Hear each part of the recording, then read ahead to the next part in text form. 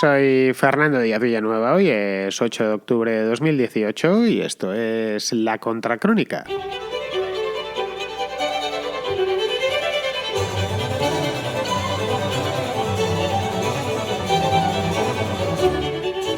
El Senado de Estados Unidos confirmó este sábado al juez Brett Kavanaugh como miembro del Tribunal Supremo.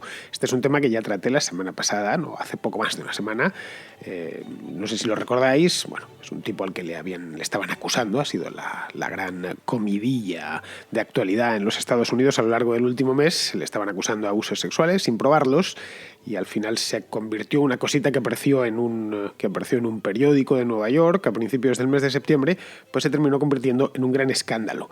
Al final ha terminado siendo elegido, o mejor dicho, aprobada su nominación. Los miembros del Tribunal Supremo los nomina el presidente y luego esa nominación tiene que pasar por el Senado. Fue muy ajustada, 50 votos a favor y 48 en contra. Es decir, que el Partido Republicano se limitó a pasar el rodillo con el que cuenta en la Cámara Alta, tal y como estaba previsto por todo el mundo. Esto hace ya unos días estaban haciendo cuentas de si los senadores republicanos serían o no serían republicanos en este aspecto y al final han terminado siéndolo todos, porque tiene, creo que son 50 o 51 senadores el Partido Republicano. Bien, los demócratas no lo daban por seguro. Han estado hasta el último momento, hasta el viernes pasado, estaban insistiendo que no podía ser y que los republicanos tenían que cambiar su voto. Es decir, que no lo habían previsto así. Llevaban pues más de un mes de campaña, o casi un mes de campaña contra el candidato de Donald Trump a cuenta de estas acusaciones de las que os hablaba la semana pasada y que hoy hablaremos también de ellas, por supuesto, estas acusaciones de abuso sexual que no se han llegado a demostrar en ningún momento, a pesar de que llegó a haber hasta una comparecencia de la acusadora y del acusado en el Senado hace unos 10 días. La campaña alcanzó el paroxismo hace poco más de una semana, con la comparecencia, como os decía, en el mismo Senado de Brett Kavanaugh y de Christine Blasey Ford, que es la mujer que le acusaba desde el New Yorker, concretamente, un periódico de Nueva York. Bien, toda esta historia ha alterado la agenda informativa estadounidense durante más de 2 semanas. Al final lo que vemos, yo por lo menos con alegría, es que ha terminado prevaleciendo la justicia. Nos puede gustar más o menos este hombre, Brett Kavanaugh, pero nada impedía que fuese elegido para formar parte de este tribunal.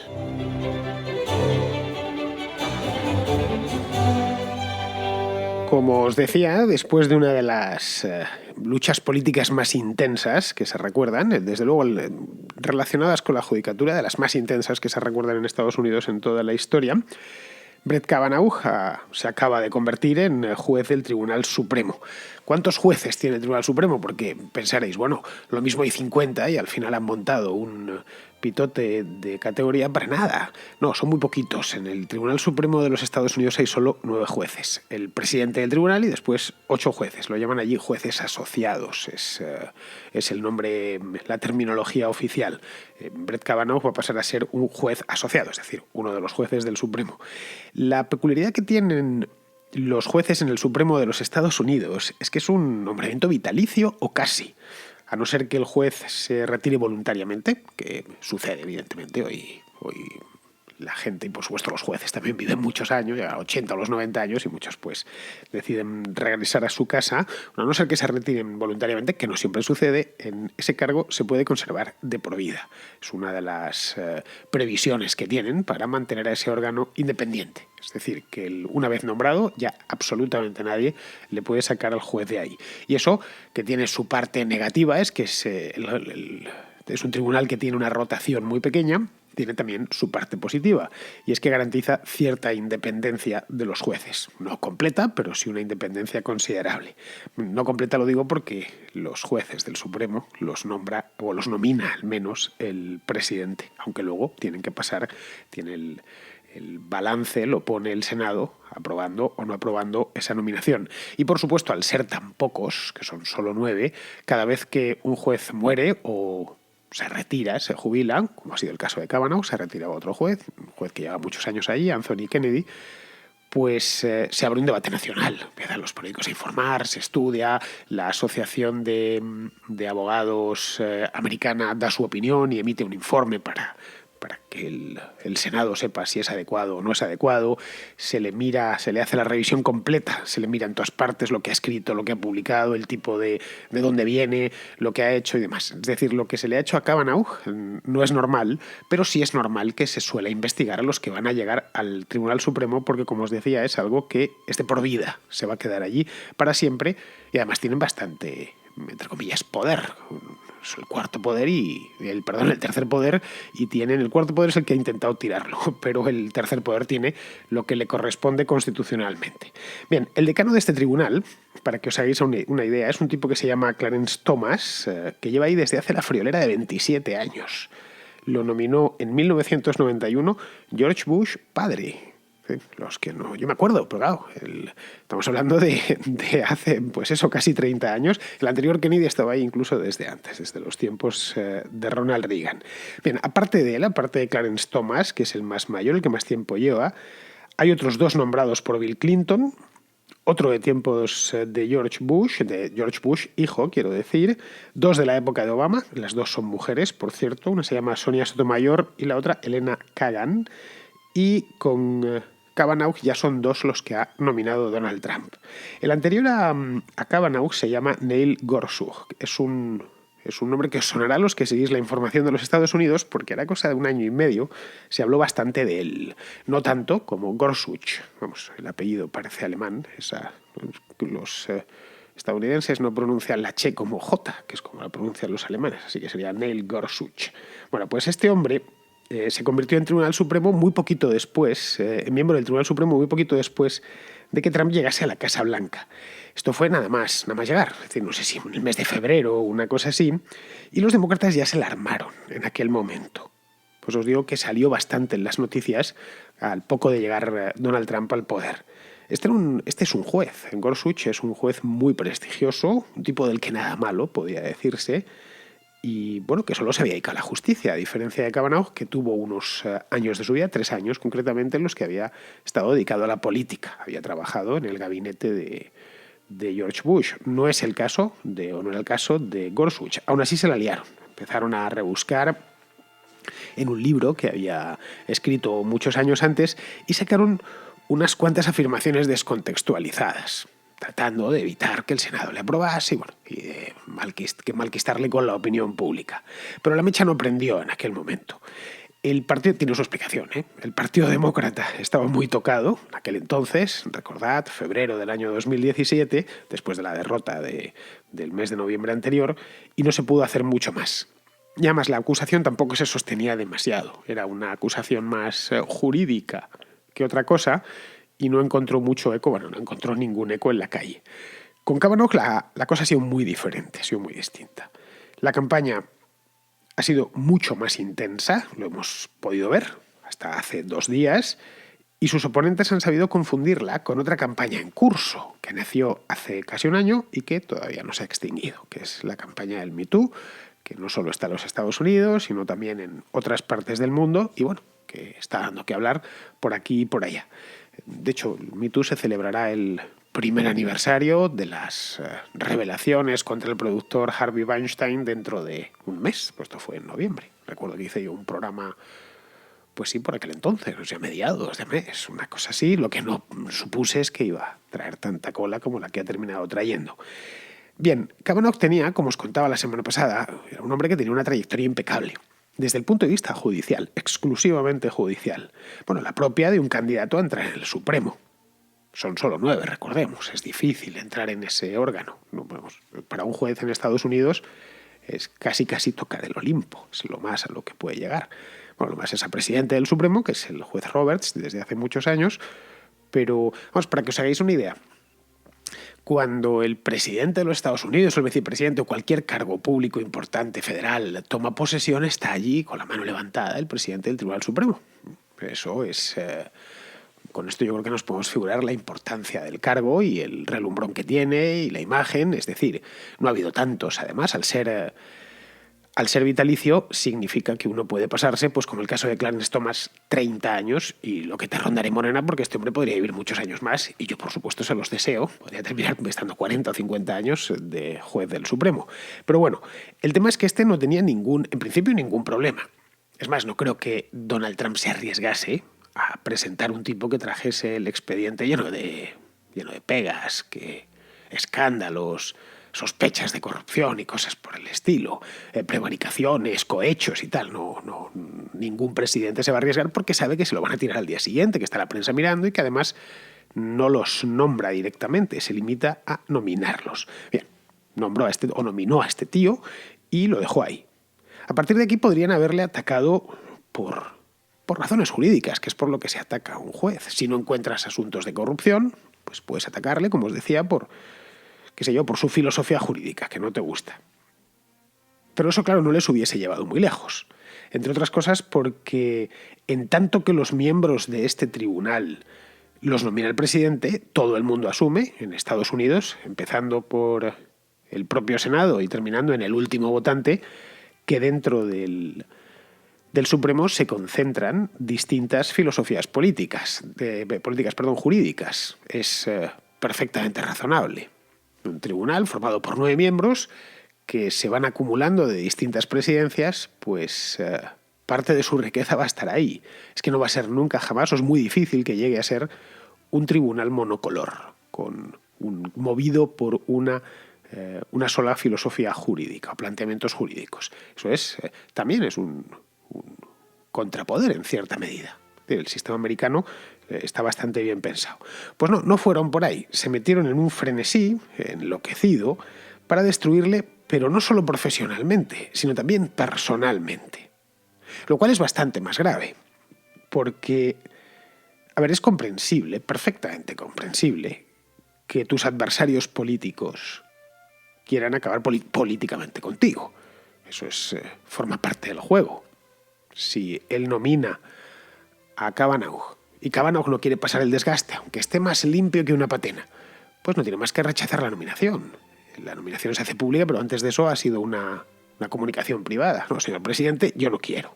Estoy muy bien donde estoy y no me apetece que se aireen cosas mías o salir a la palestra. Porque al final va a suceder. La carga política que llevan este tipo de cargos, pues es inevitable. Ahora bien, que te quieran aplicar la muerte civil, pues sinceramente, eso ya no es tan comprensible.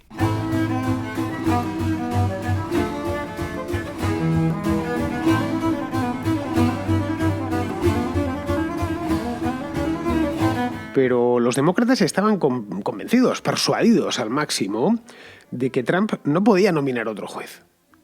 Es decir, que con Gorsuch se había acabado la ración. Y si lo hacía, porque no quedaba más remedio, el juez, como Anthony Kennedy, el anterior, como os decía antes, se acababa de jubilar. Por cierto, muy mayor. Anthony Kennedy, lo he ido a mirar, porque no lo sabía, tenía ya 82 años y llevaba ahí desde tiempos de Ronald Reagan. O sea, debía ser lo único que quedaba ya en Estados Unidos, en las instituciones de tiempos de Ronald Reagan. Bueno, pues este hombre se retiraba. Luego había que cambiar, porque el tribunal tiene 9 jueces y tiene que tener siempre 9 jueces. No cabe la posibilidad de dejar un espacio libre durante 6 años. Ya son bastante pocos como para que encima les falte uno.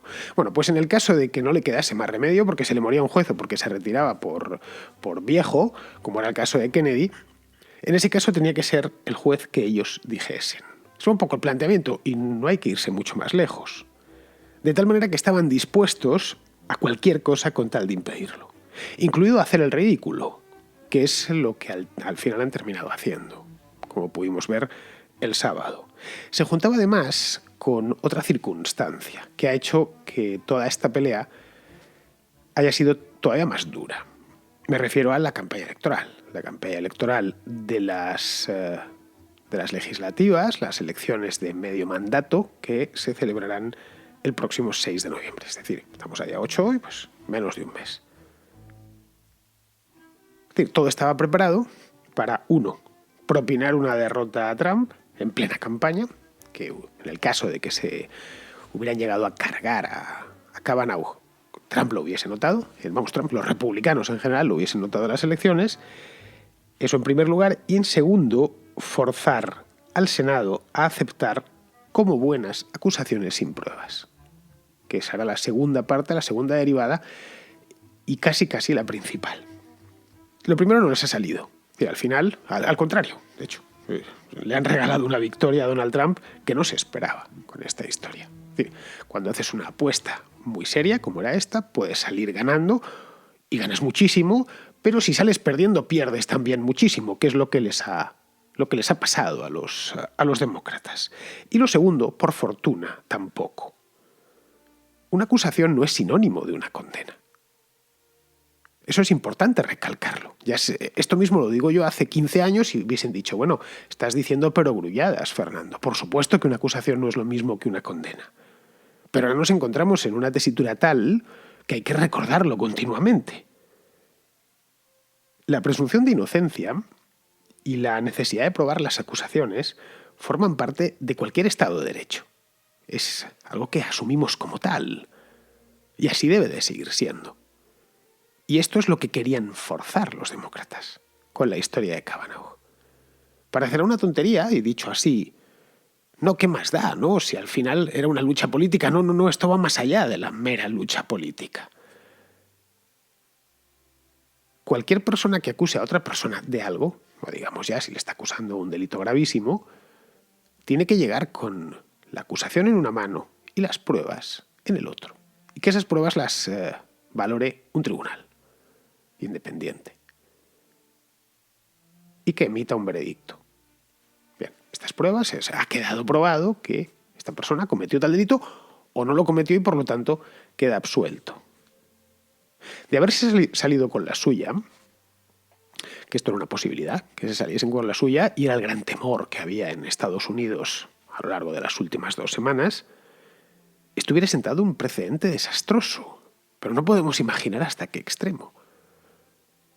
A partir de aquí, cualquier acusación bastaría para destruir a un inocente. Además, destruirle y no dejarle posibilidad de reconstruirse. Las escenas que se vieron el sábado en Washington, estuve viéndolo por la televisión. Las vi el sábado y luego las vi ayer, el domingo. Bueno, aquello era escalofriante. Manifestaciones en la calle presionando al Senado y al propio Tribunal Supremo. Era como la guinda final de 3 semanas de locura. La semana pasada, porque este caso lo he estado siguiendo, los manifestantes intentaron ocupar el Congreso, sí, como lo que hicieron en Wall Street hace unos años. Iban insultando cada vez que pasaba un senador o un representante republicano, le insultaban y le increpaban en la calle. La policía del Capitolio, de hecho, entraron en despachos, incluso en oficinas.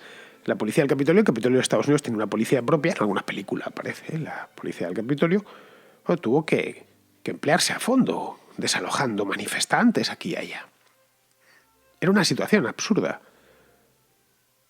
Pero lo peor de todo no era eso, que aparezcan pues unos desgraciados insultando a los representantes o incluso entrando dentro del Capitolio y asaltando, entrando en un despacho para soltar unos panfletos o dar unos gritos. Pero bueno, pues, evidentemente la culpa de eso es del bárbaro que lo está haciendo. No. Lo peor de todo es que este tipo de actitud estaba siendo jaleada por los demócratas o por buena parte de los demócratas que estaban en esa misma Cámara y a la vez, es decir, los políticos, los mismos, sus propios compañeros, y a la vez estaba siendo también jaleada y amplificada por los medios de comunicación. En algunos casos, no sé si lo habéis seguido en Twitter o en los periódicos de allí, se decía abiertamente que había que, desde los medios, que había que hostigar a los representantes republicanos allá donde estuviesen. Estuviesen en un restaurante, si os encontráis a un senador republicano en un restaurante de Washington, hostigadle. Si os lo encontráis en el aeropuerto, hostigadle. Si os lo encontráis en la estación de tren, hostigadle. Si os lo encontráis por la calle, por supuesto, hostigadle también. Y esto se estaba diciendo desde los medios de comunicación o insinuando. Es decir, un movimiento perfectamente teledirigido, con unos objetivos claros y unas tácticas muy precisas. Y esto era solo el frente callejero. En el frente mediático, la consigna era que cualquier historia que dañase a Brett Kavanaugh debía gritarse a los 4 vientos, por descabellada que fuese. A lo largo del último mes, ninguna acusación contra él ha sido considerada absurda, a pesar de que algunas lo eran, por muy absurdas que fuesen. Pues, los comentaba la semana pasada, el caso este de Julie Swetnick. Esta le acusaba de formar parte, de joven, de haber formado parte de grupos de violadores en serie, hasta arriba de drogas. Bueno, esto era de un manierismo difícil de superar, esta acusación. Swetnick no vio necesario en ningún momento aportar prueba alguna para sustentar aquella calumnia. Claro, imaginad a cualquiera de vosotros que os acusan de haber formado parte de violadores en serie, de grupos de violadores en serie que ibais drogados hasta arriba violando chicas indefensas. Bueno, pues esta calumnia tan monstruosa no fue pronunciada por un troll anónimo en Twitter desde una cuenta de estas creadas hace 2 días, no, sino por una señora con nombre y apellidos, con su abogado de la mano y luego debidamente amplificada por los medios de comunicación, como si se tratase de una condena en firme. Lo estaban dando ya por hecho. Es normal que luego lo que llegase a la calle, a los bárbaros que estaban tratando de tomar el Congreso, pues hiciesen ese papelón tan lamentable. Esa es la parte de los sans-culottes, la parte que se lo cree más, los militantes de base. A raíz de toda esta historia, algunos senadores en Estados Unidos han sugerido que hay que mejorar el proceso mediante el cual se examinan las acusaciones contra los candidatos. Que en principio es buena idea, no digo yo que no. Pero claro, no nos engañemos, no es el caso aquí, o no ha sido el caso. El proceso no pasó por el Senado, en ningún momento, sino por el Partido Demócrata, que fabricó estas acusaciones y luego les dio curso a través de los medios de comunicación. Es una cosa bien distinta. El Senado se limitó a asistir impávido ante un proceso paralelo. Porque la mujer que dio origen a todo, Christine Blasey Ford, no fue al Senado con su acusación y sus pruebas. No, fue al New Yorker. Lo más sorprendente de toda esta historia. A mí no me parece mal que si esta mujer dice, ¿cómo que le van a nombrar a este miembro del Supremo? Pero si es un sinvergüenza y dispongo de pruebas para demostrarlo. Me voy a presentar en el Senado y les voy a explicar a sus señorías que este tipo no puede llegar a presidente del Supremo, ni a miembro del Supremo, ni a nada. No puede llegar ni a pasar denuncias en un juzgado de provincias. Porque es un sinvergüenza y lo voy a demostrar. Bueno, no fue con estas. Pues bien, a partir de ahí, todo lo que pudo hacer el Senado es llamar a esta mujer, que se reafirmó en lo dicho, sin aportar pruebas tampoco. Se podría decir, mirándola toda la historia ya junta, que esto muchos han tratado de efectuar una especie de purga sobre una culpa colectiva. Es decir, hay hombres que abusan de mujeres, evidentemente que los hay, claro, hay acoso sexual y estas cosas. Bueno, pues vamos a escoger a un tipo y esta culpa que tenemos, que tiene la sociedad como tal, vamos a purgarla con este hombre.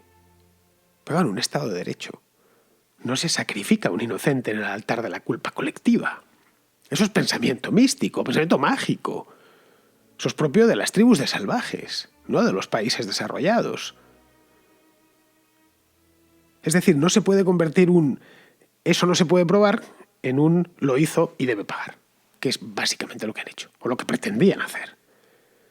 Cuando el viernes pasado el Senado se reunió para deliberar sobre este asunto, los hechos probados con los que contaba para decidir si Kavanaugh era o no era apto para el cargo eran exactamente los mismos que a principios de septiembre.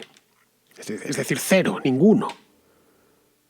Nada se ha movido desde entonces porque nada había que mover, más allá de pura agitación, que es así, se ha movido muchísimo.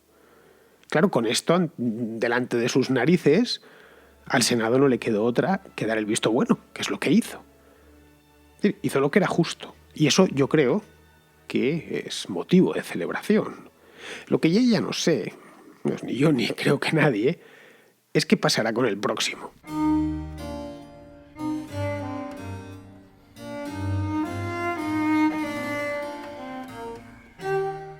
Un oyente mexicano que se llama Simón nos quiere contar un pequeño escándalo que se ha armado en Estados Unidos, no es el de Kavanaugh, de ese os acabo de hablar yo, sino un escándalo universitario. Es un escándalo a cuenta de unos impostores geniales. Aquí tengo una, más que una noticia mierder o un estudio mierder, es un estudio sobre los mierder.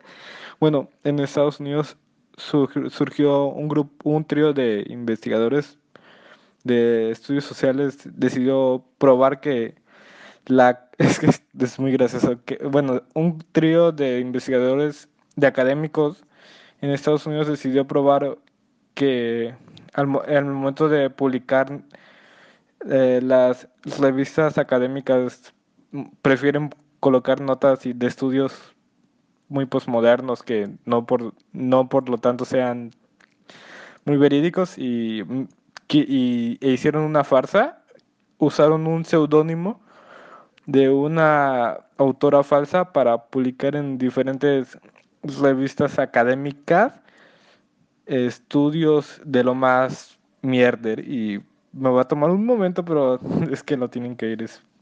La verdad es increíble esto. Bueno, uno de los estudios habla sobre que el tratar a los hombres como a los perros es importante y para entender la cultura de la violación.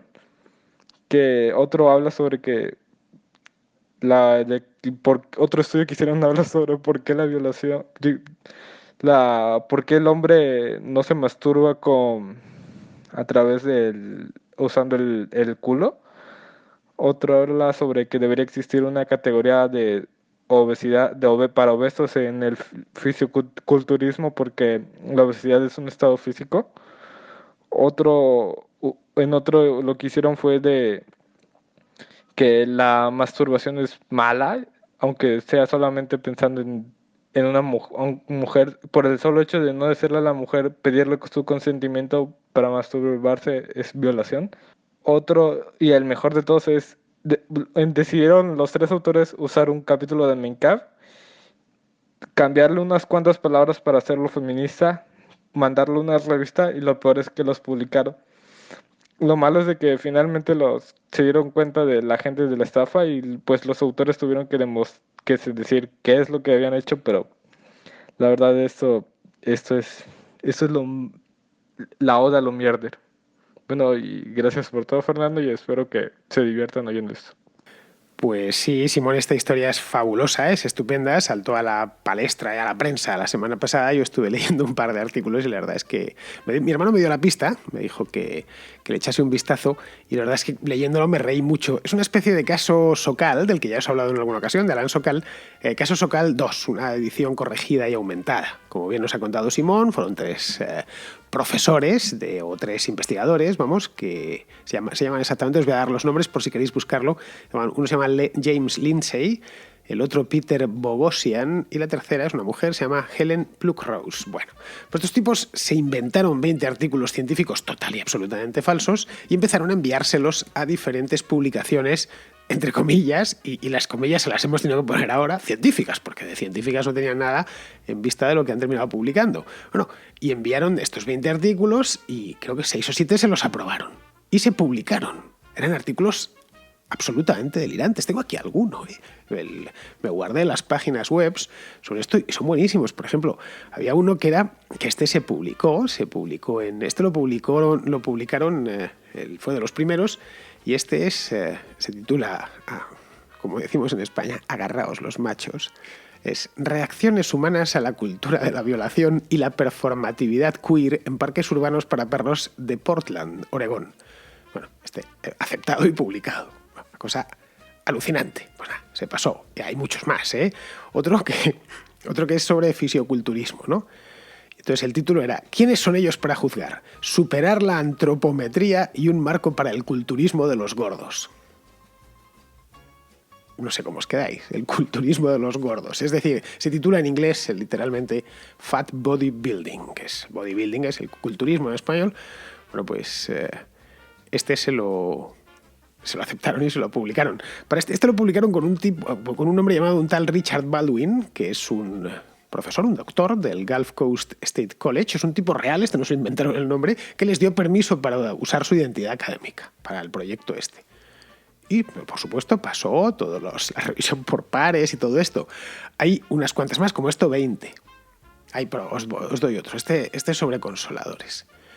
El título es Entrar por la puerta de atrás, : homohisteria masculina recta y desafiante y transfobia a través del uso de juguetes sexuales penetrantes y receptivos. Bueno, no sé, realmente no. Uno no sabe ni lo que significa, pero da igual. El hecho es que se lo aceptaron y se lo publicaron. Incluso les ponían comentarios elogiosos y laudatorios a los artículos. En concreto, de la homohisteria y no sé qué, y los juguetes sexuales, los comentarios del revisor eran los siguientes. Este artículo es una contribución increíblemente rica y emocionante para el estudio de la sexualidad y la cultura, y en particular la intersección entre la masculinidad y la analidad. Esta contribución, sin duda, es importante, oportuna y digna de publicación. Otro más decía, revisores del trabajo. En general, este documento es una contribución muy interesante al conocimiento. Otro más. Gracias por esta emocionante investigación. Disfruté leyendo su artículo y recomiendo publicarlo después de las revisiones pertinentes. Puedo seguir, ¿eh? Hay otra buenísima, es que los tengo delante y me estoy partiendo de risa. Es sobre Hooters, que son esos restaurantes que hay en Estados Unidos, bueno, y en otros países de América, que hay unas camareras que están estupendas y que van ligeras de ropa. Bueno, aquí en España no los tenemos, no sé si funcionarían, pero bueno, el hecho es que, bueno, los españoles que hemos estado por allí, pues alguna vez hemos ido al Hooters. No se come muy bien, al menos a mi juicio, pero en fin, es un restaurante que tiene mucho éxito. La cosa es que este trabajo se titula, fue aceptado y publicado también, se titula de la siguiente manera. Una etnografía de la masculinidad del Restaurant. Breast es pecho en el restaurante de pechos, de la masculinidad del Restaurant, es decir, del Hooters. Temas de objetivación, conquista sexual, control masculino y dureza masculina en un restaurante sexualmente objetivante. Bueno, en fin, es lo que hay. Puedo leeros también los comentarios de los revisores, pero... por ejemplo, hay uno que es muy gracioso que dice: agradezco a los autores por abordar un tema importante e interesante en la investigación de género visto desde una perspectiva masculina. Tampoco hacía falta para esto, con entrevistar a 4 o 5 habituales del Hooters hubiese bastado, ¿no? Bueno, como estos tenéis mucho más, hasta 20 de ellos, muchos de ellos fueron aceptados y publicados, otros simplemente aceptados y no habían sido publicados, pero vamos, todas eran... este es buenísimo, es que este no ha sido publicado, estaba aceptado ya. Este es fantástico, los tengo delante, ya os juro que es el último. Dice, es sobre... Bueno, os voy a leer el título. Reuniones de la Luna y el significado de la hermandad. Una representación poética de la espiritualidad feminista viva. En fin, no sé. Es que no sé qué significa. Otro más. Termino, de verdad. Nuestra lucha es mi lucha. El feminismo solidario como respuesta intersectorial al feminismo liberal y selectivo. Y esto, bueno, pues también está aceptado y tiene unos comentarios, la verdad es que muy buenos, ¿no? Aquí, por ejemplo, uno de los revisores dice: mientras leía su manuscrito, encontré que su estructura y tratamiento de los feminismos neoliberales y de elección estaban muy bien fundamentados. Otro. Este es un artículo interesante que busca promover los objetivos del feminismo inclusivo atendiendo al tema de la amistad, /aliado. Bueno, no sé cómo os habéis quedado, podría seguir, pero bueno, que se me acaba el programa. De hecho, se me ha acabado ya. Vamos a ir terminando, vamos con Pizarro, que nos va a hacer su comentario del día, el primero de la semana, sobre Nicaragua. Cuando un gobierno proclama una ley que prohíbe disentir públicamente del gobierno, pierde toda su autoridad y se queda con la potestad de sus armas. En el largo y penoso tránsito desde la presidencia de Nicaragua hasta el repudio de todos por todo y en todo momento que está recorriendo Daniel, la certificación de la defunción de cualquier conato democrático es un paso más, pero especialmente esclarecedor sobre sus intenciones. Miriadas de nicaragüenses están demostrando ser plenamente conscientes de las fechorías que les calzan y se resisten con una heroicidad incapaz de conmover a sus represores o al mundo que les mira indiferente, pero que a mí me recuerda que en los hombres queda rebeldía y desafío para decirle a la escoria armada que tan solo es escoria. En Nicaragua las cosas ya solo pueden acabar mal, pero los sometidos no se arrodillan y Daniel tiene razones para estar asustado. Cordial saludo de Pizarro. Pues muy bien, queridos amigos, con esto terminamos el programa de hoy. Hemos tenido la metanoticia mierder que nos ha traído Simón desde México y en la que me he cebado a gusto. Venga, os voy a dar uno más. Porque lo tengo delante y me estoy aquí aguantando. Este también viene firmado por el Richard Baldwin, el doctor del Gulf Coast State College. Bueno, y con otro más, que se llama Brandon Williams, que dice: la agencia como prueba de elefante para la pornografía feminista. Impactos en las asociaciones explícitas e implícitas masculinas sobre mujeres en la sociedad por el consumo de pornografía inmersiva. Yo eso de la pornografía inmersiva no sé exactamente qué es. Quizás sea ponerse unas gafas de esas de realidad virtual. No tengo ni idea. O ir a un peep show de esos que hay por el centro de Madrid. Desconozco, aunque voy a tenerme que descargar el paper a este paso. Pero bueno, pues nada, con esto, queridos amigos, no os mareo más con esta historia, pero es que es realmente graciosa. Me despido de vosotros. Hasta mañana.